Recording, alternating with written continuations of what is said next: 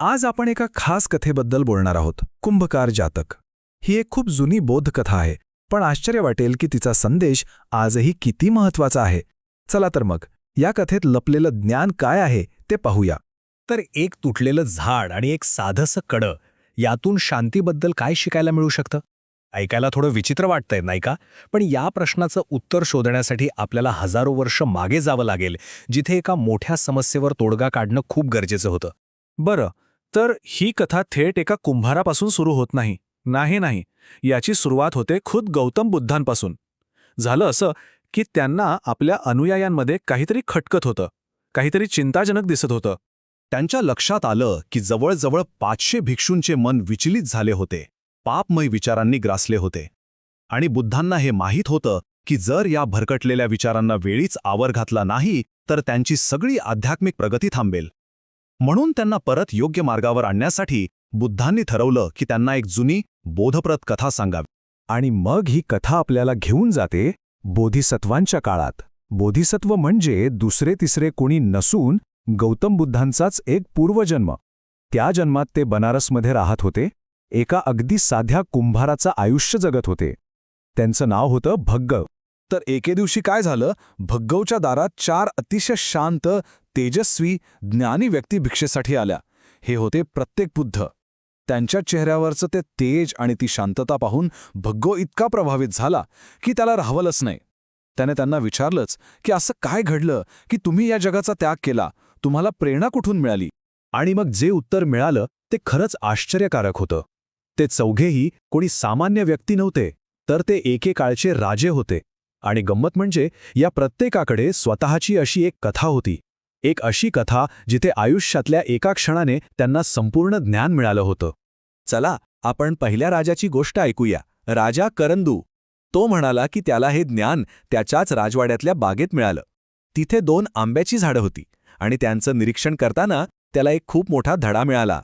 त्यानं पाहिलं की एक झाड फळांनी इतकं लगडलं होतं की प्रत्येक जण त्यावर दगड मारत होता, फांद्या तोडत होता. आणि दुसरं झाड, ते ओसाड होतं, त्याला कोणी साधं बघतही नव्हतं. तेव्हा राजाला साक्षात्कार झाला, अरे मी तर त्या फळांनी भरलेल्या झाडासारखंच आहे. माझं राज्य, माझी संपत्ती, यामुळेच मी सगळ्यांचं लक्ष बनलो आहे. ज्याच्याकडे काहीतरी मौल्यवान आहे त्यालाच तर ते गमावण्याची भीती असते, नाही का? आणि बस तोच क्षण होता. त्या ओसाळ झाडासारखी शांती अनुभवण्यासाठी राजा करंदूने एका क्षणात आपल्या सिंहासनाचा त्याग केला. ही झाली पहिल्या राजाची गोष्ट. आता वळूया दुसऱ्या राजाकडे, राजा नग्गाजी. याला ज्ञान कसं मिळालं माहीत आहे? एका स्त्रीला सुगंधासाठी काहीतरी दळताना पाहून.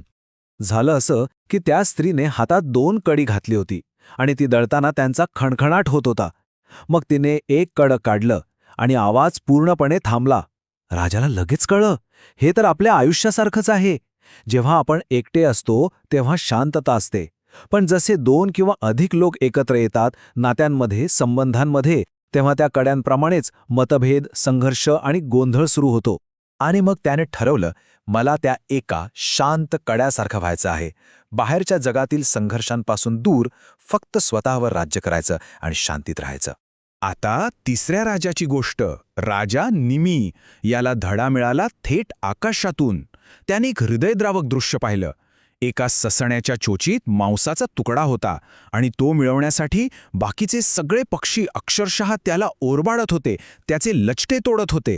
पण मग त्या ससाण्याने तो मांसाचा तुकडा सोडून दिला आणि काय आश्चर्य, क्षणात सगळे पक्षी निघून गेले आणि तो ससाणा मोकळा झाला.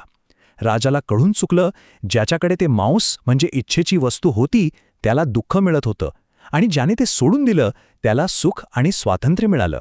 म्हणजेच इच्छेचा त्याग करणं हाच खरा सुखाचा आणि स्वातंत्र्याचा मार्ग आहे. ज्या क्षणी त्या ससाण्यानं मोह सोडला तो मुक्त झाला. राजा निमीनं हे पाहिलं आणि तात्काळ त्याचं अनुकरण केलं. आणि आता शेवटची 4थी कथा, ही आहे राजा दुम्मुकची. याने एक भयंकर लढाई पाहिली 2 शक्तिशाली बैलांमध्ये, आणि त्या लढाईचं कारण होतं मत्सर आणि वासना. एका बैलाने दुसऱ्याला रागाच्या भरात ठार मारलं. तेव्हा राजाच्या लक्षात आलं की ही वासना, ही उत्कटता, मग ती प्राण्यांमध्ये असो किंवा माणसांमध्ये, ही किती विध्वंसक असू शकते. हा बैल केवळ वासनेमुळेच मृत्यू पावला होता आणि हीच शक्तीच सर्व दुःखाचं मूळ कारण आहे.